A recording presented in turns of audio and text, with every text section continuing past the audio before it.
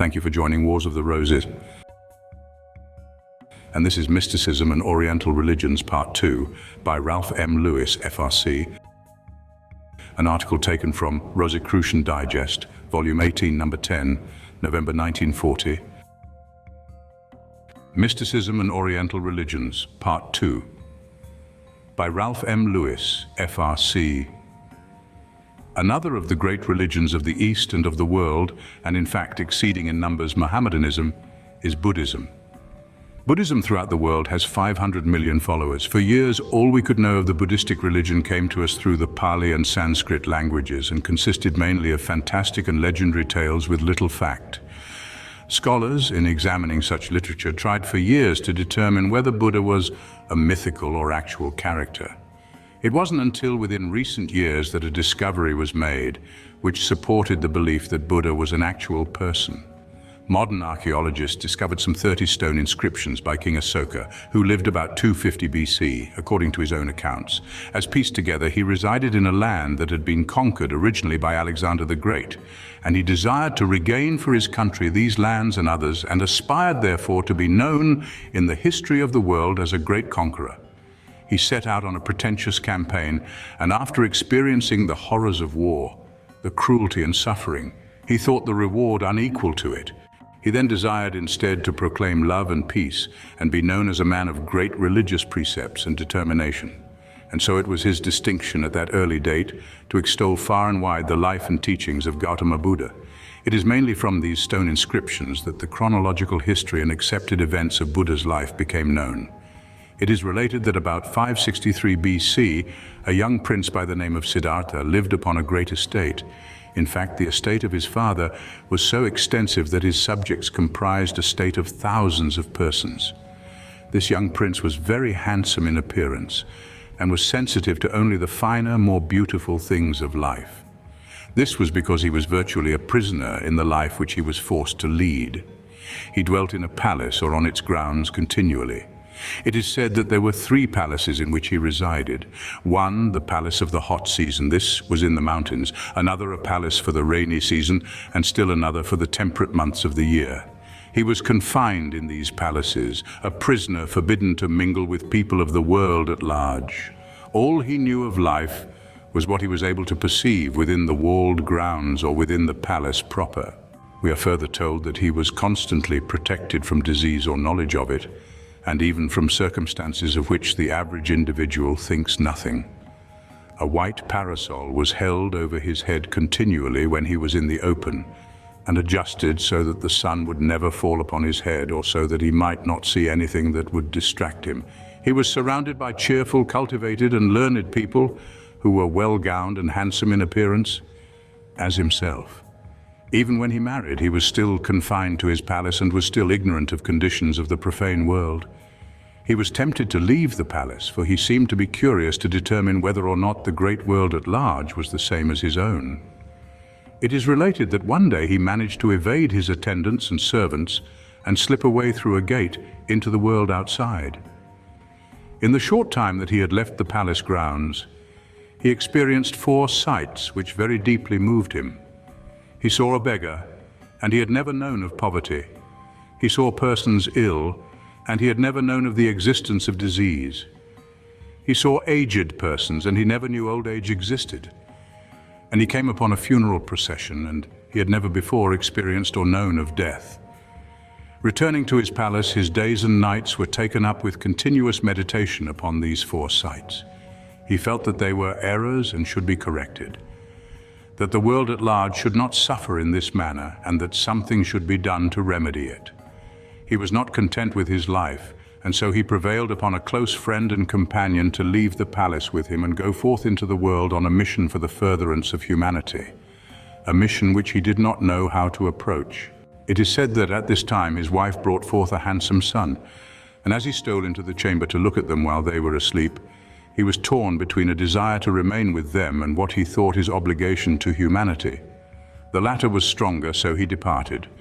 Attiring themselves in rags and disguised as mendicant monks, he and his companion traveled about the countryside.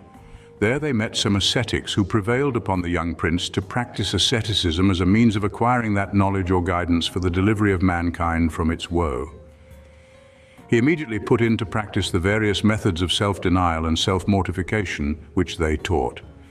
First he sat in the sun, the torrid sun of India, without any shelter and without water, till, as he related, his tongue clung to the roof of his mouth. Still he was no nearer the solution to the great problem of humanity. A companion then advised him to fast. So for days he went without any food until, as he very simply puts it, he grew so thin that when he reached for his stomach, his hand clutched his spine. He knew extreme weakness, but still he was in darkness. His spirit was still troubled, for he was no closer to the solution of the problem. Then, against the protests of his companions, he abandoned the practice of asceticism and set out by himself, not knowing where or how he would find what he sought. Finally, he came to a great bow tree, a species of the fig, and wearily sat beneath it. The legend relates that he remained there for 7 weeks. He no longer deprived himself of nourishment, for he wanted to keep his body well and strong. Finally, when partially asleep, the illumination came, a great afflatus, and he was enlightened, and he knew then his mission and what mankind should know for its own salvation. He conceived then what is one of the renowned doctrines of Buddhism, the Four Noble Truths. First, all living is painful. All mankind experiences suffering. Second, that suffering is caused by man's constant desires which he seeks to satisfy.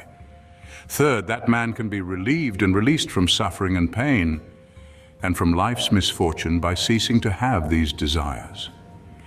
Fourth, that this release from these desires may come about if man follows the Eightfold Plan, which likewise came to him during his period of meditation. This Eightfold Plan consists of right thinking, right living, right doing, etc. Summarily then, Gautama Buddha is the title conferred upon him, and which means enlightened one, had founded a religio-philosophy and actually the world's first system of practical psychology. He wasn't teaching how men may find a happiness and security in a life hereafter. He wasn't asking mankind to turn for dependence to some external power or agency. He was seeking to teach how each man and woman may become a master of his or her own life, and how they might find happiness and peace within their own consciousness. In other words, he was instructing them on the methods by which the mind may bring happiness and joy to mortals here on earth, by means of mental and moral discipline, and by living in harmony with their fellows. The sacred works of Buddhism are known as the Tripitaka. This is in 3 parts, and each part is called a basket. The first basket is the Vinayapitaka, or the basket of discipline. The second, Sulbakitaka, or the basket of discourses. The third, Abhidhamapitaka, or the basket of metaphysics. In Buddhism, it is very easy to trace the strong mystical influence. Mysticism at all times is parallel to pantheism. One can hardly prevail without the other. Pantheism is the conception that God, or the divine intelligence or mind, permeates all things. In fact, pantheism, from the broad point of view, conceives the divine mind as the order of nature itself. The laws of nature, which give everything its form and expression, are the intelligence of God. Consequently, the pantheist believes that by a study of nature and a close observation of its phenomena, one comes to observe the workings of God and to behold his manifestations.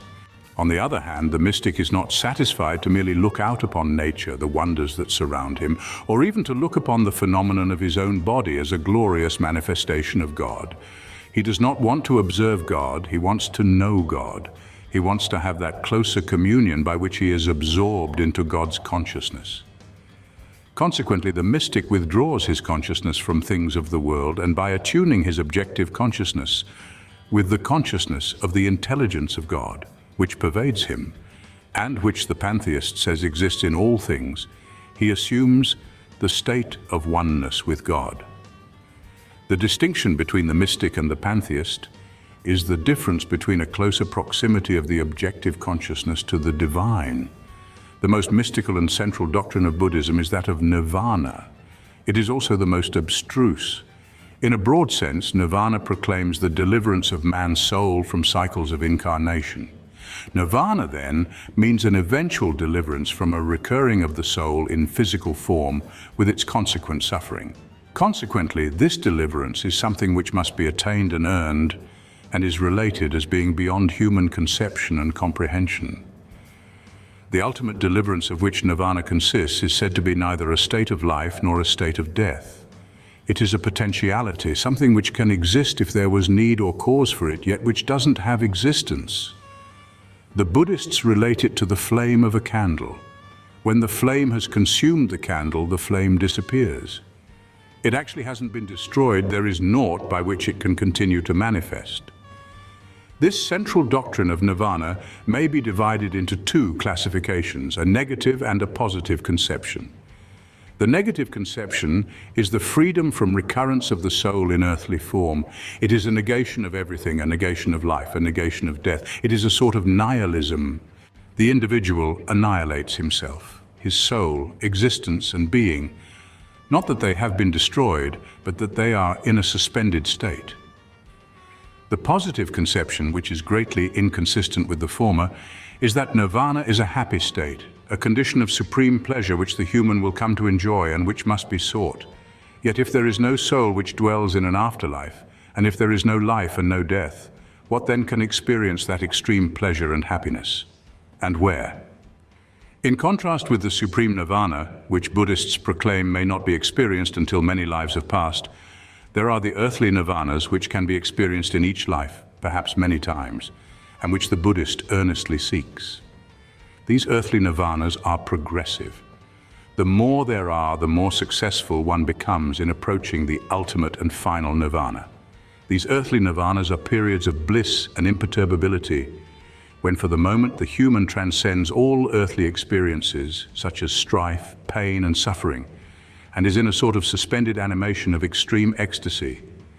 These earthly nirvanas correspond to mysticism's cosmic consciousness. For the mystics state that cosmic consciousness is that state when one's subjective mind is drawn up into the absolute or universal mind. He too then experiences extreme bliss, and all things are known and understood to him. When one returns to objective consciousness, he is composed and strengthened in body, spirit, and mind. The Christian seeks a like state through prayer as a medium for communion with God. It may be safely said for all philosophy and religion that no men have absolute knowledge of what the highest goal in life consists. If we can separate ourselves from religious and philosophical beliefs and look impersonally upon all of them, we may come to feel that the summum bonum of life is happiness, that state of imperturbability when the heart sings with joy and is relieved of all fears. The state of nirvana approaches this but wrongly, for it begins by attempting to negate the physical. It considers the physical body, as some of the philosophies do, an obstacle to the spiritual life and to a unity with the absolute. The body is looked upon as a curse upon mankind, as a cross which man must needlessly bear. It is cosmically false because it has ascribed to one of God's manifestations an evil or destructive condition.